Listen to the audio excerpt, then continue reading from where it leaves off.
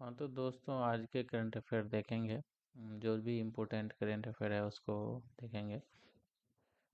तो पहला क्वेश्चन अभी हाल में ही G20 का 20वां शिखर सम्मेलन संपन्न हुआ। वो तो पहला क्वेश्चन है कि 20वां G20 सम्मेलन किस शहर में इसका उद्घाटन किया गया, यानी हेल्ड किया गया, एक तरह से हुआ, संपन्न हुआ। तो ये है जोहान्सबर्ग। ये कहाँ है? Johannesburg is a right answer. Next question है कि what is the theme of G2025, यानी जो 20वां शिखर सम्मेलन हुआ G20 का, उसका बेसिक थीम क्या था? वो किस थीम पे था? तो इसका आंसर हो जाएगा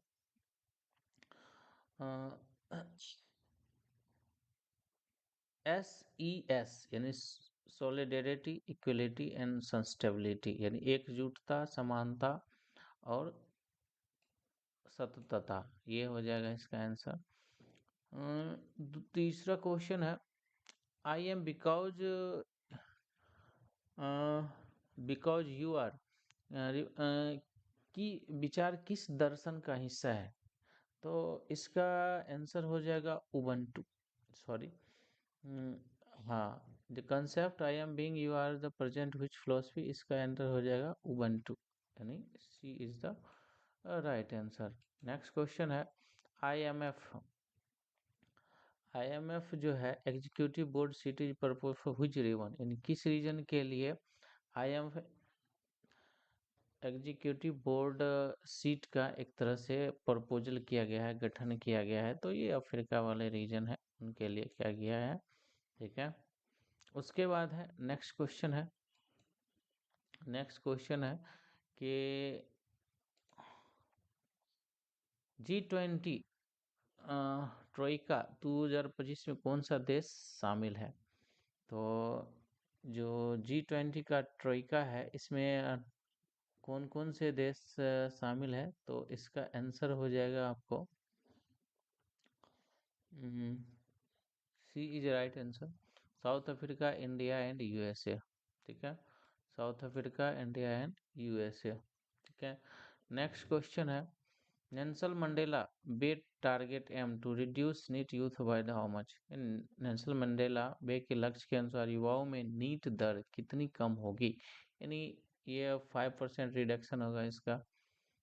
आंसर हो जाए 5% रिडक्शन। नेक्स्ट क्वेश्चन है कि मिशन 300 कितने लोगों को बिजली प्रदान करेंगे? मिशन 300 जो है ये एक्चुअली 3 मिलियन पीपुल को फ्री इलेक्ट्रिसिटी प्रदान करने की योजना है। यानी इसका मुख्य उद्देश्य है लगभग में 3 मिलियन जो लोग हैं उनको क्या करना?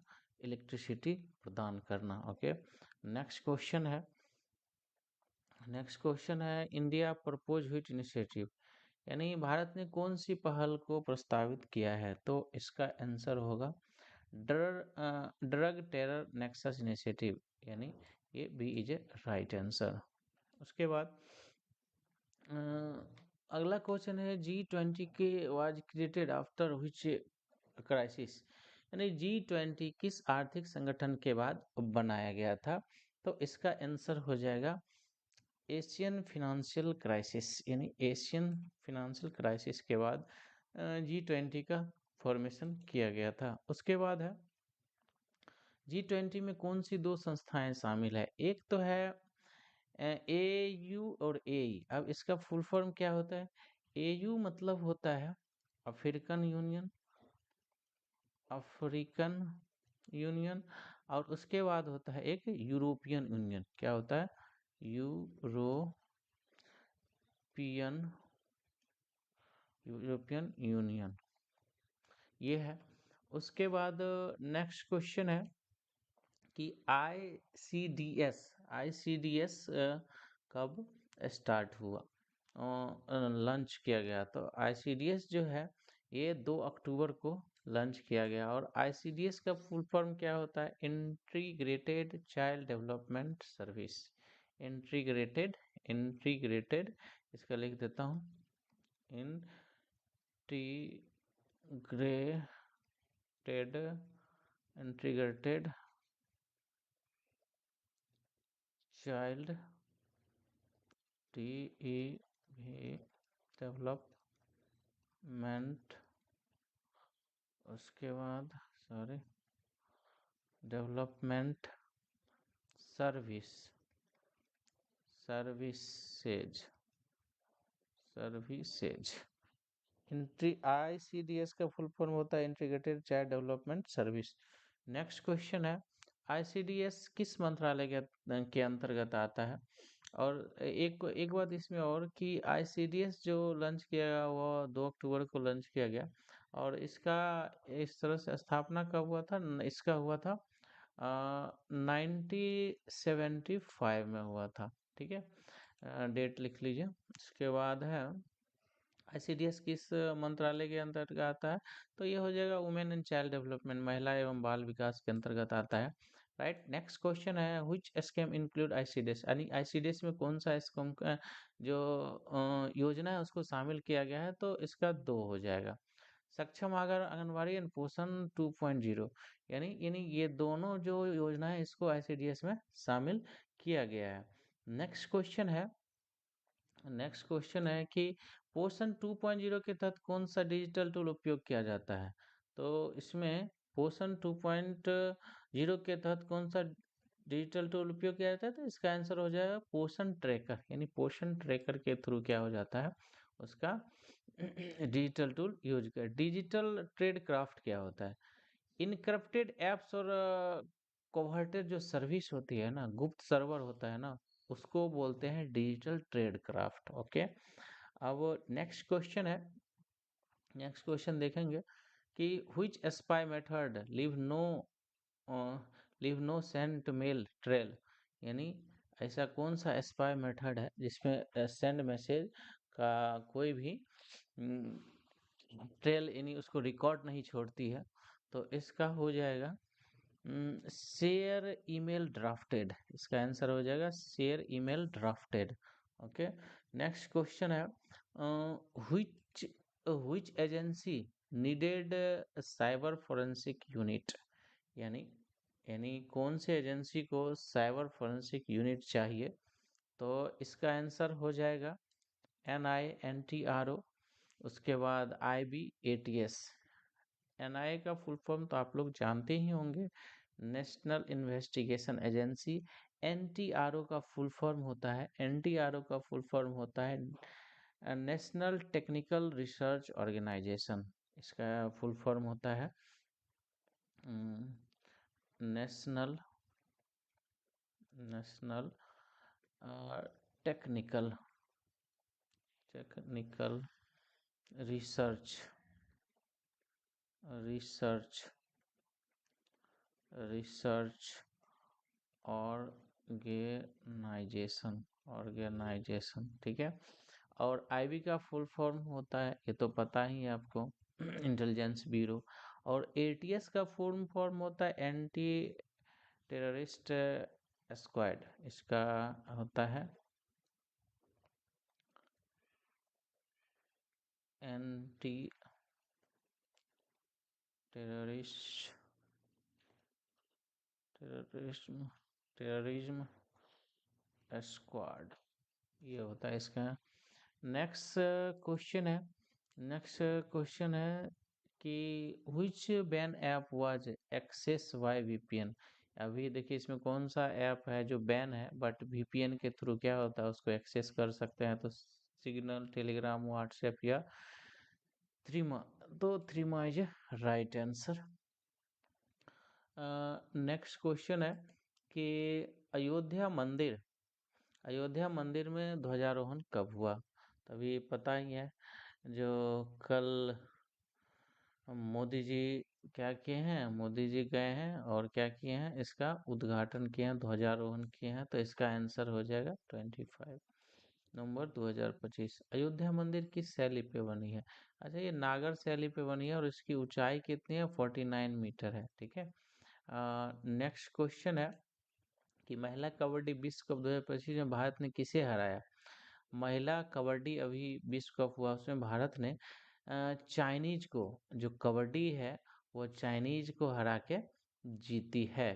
ठीक है, चाइनीज को हरा के जीती है। उसके बाद सूर्य किरण एक्सरसाइज, ये सूर्य किरण एक्सरसाइज जो है ये किनके किनके बीच होता है? सूर्य किरण एक्सरसाइज है सबसे पहले, देखिए ये भारत और नेपाल के बीच होता है। ये इंडिया एंड नेपाल, नेपाल के बीच होता है। और इस बार कहाँ हुआ है? पिथौरागढ़ में हुआ है। और इसका एक लंबा इतिहास रहा है। सूर्यग्रहण का क्या सिग्निफिकेंट है, ये दोनों इंडियन आर्मी और नेपाल आर्मी आपस में मिलकर एक्सरसाइज करती है। ठीक है, और ये कौन सा एक्सरसाइज था? ये 19वां एडिशन एक्सरसाइज था। ठीक है, और ये 25 नवंबर को पिथौरागढ़ उत्तराखंड में किया गया। ठीक है, और ये लगभग में 8 दिसंबर तक चलेगा ये एक्सरसाइज। पिथौरागढ़ उत्तराखंड में संपन्न हुआ। Which is not a holy city of Punjab, Punjab का कौन सा ऐसा शहर है जो होली मतलब पवित्र शहरों में शामिल नहीं है? तो भटिंडा मोस्टली, नहीं तो अनंतनागपुर साहिब, तालवंडी साहब, ओल्ड अमृतसर, ये सभी पवित्र शहरों में गिने जाते हैं। Operation Pawan was against which group? तो ऑपरेशन जो है पवन है, सबसे पहले हम उसके बारे में समझेंगे। ऑपरेशन पवन है वो किस चीज के लिए है? ऑपरेशन पवन जो है वो लिट्टे लिट्टे जो है उसके खिलाफ है। और देखिए ऑपरेशन पवन जो है ये कब कब चलाया गया, कब से कब तक चलाया गया? और सबसे पहले लिट्टे का फुल फॉर्म आप लोग को पता होगा, लिबरेशन। क्या होता है? Liberation, liberation tigers, liberation tigers of Tamil इलम। क्या होता है? तमिल इलम। ओके, और एक्चुअली ये जो ऑपरेशन है, ये ऑपरेशन पवन जो है 1987 से 1990 तक यानी चला था, लगभग में 4 साल ये चला था। और भारतीय सेना द्वारा श्रीलंका में चला गया यह एक सैन्य अभियान था, जिसका उद्देश्य एक ही था कि लिट्टे को नियंत्रित करना और वहां शांति बहाल करना। ठीक है, नेक्स्ट क्वेश्चन है, चलिए नेक्स्ट क्वेश्चन देखते हैं कि महिला हिंसा उन्मूलन दिवस किस बहनों की हत्या की याद में है? यानी महिला उन्मूलन दिवस है, ये किस बहनों की हत्या जो की गई उनके याद में क्या हो जाता है? एक तरह से मनाया जाता है, याद किया जाता है। तो इसका आंसर हो जाएगा आपको, देखिए पहला से मीराबल सिस्टर, मीरा सेंट्रो सिस्टर कर, तो इसका आंसर हो जाएगा मीराबल सिस्टर। ये आंसर हो जाएगा। नेक्स्ट हो जाएगा हु इनॉग्रेटेड एग्रोनॉमी कांग्रेस का एग्रोनॉमी कांग्रेस का उद्घाटन किसने किया था? किया है, सॉरी, अंतर्राष्ट्रीय कृषि विज्ञान कांग्रेस किसने उद्घाटित किया है? तो इसका आंसर हो जाएगा शिवराज सिंह चौहान जी किए हैं। चलिए नेक्स्ट क्वेश्चन है, लोक नायक साहित्य पुरस्कार 2025 किसे मिला है? लोक नायक साहित्य पुरस्कार देखिए सबसे इस बार मिला है किनको?